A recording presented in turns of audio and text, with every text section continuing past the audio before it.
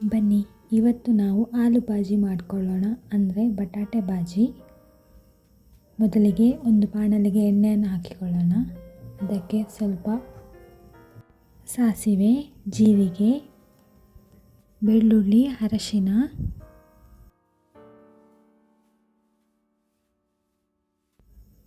ಸ್ವಲ್ಪ red chilli powder,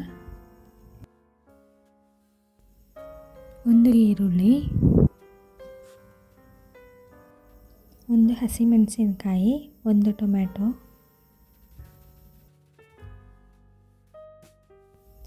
low ಫ್ಲೇಮ್ನಲ್ಲಿಟ್ಟು ಇದನ್ನು ಬಾಡಿಸಿ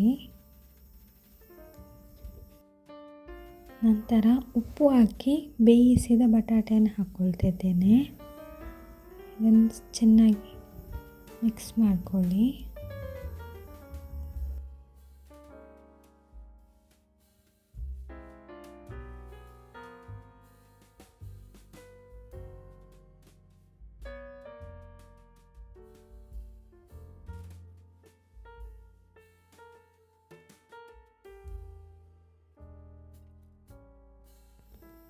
ರುಚಿಗೆ ತಕ್ಕಷ್ಟು ಉಪ್ಪು ಹಾಕಿಕೊಳ್ಳಿ.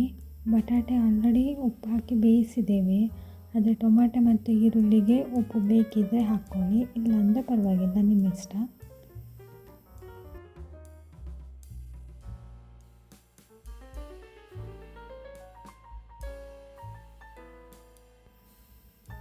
ನಂತರ ಸ್ವಲ್ಪ ಕೊತ್ತಂಬರಿ ಸೊಪ್ಪು ಹಾಕ್ಕೊಂಡು ಇದನ್ನು ಮಿಕ್ಸ್ ಮಾಡಿಕೊಳ್ತಿದ್ದೇನೆ.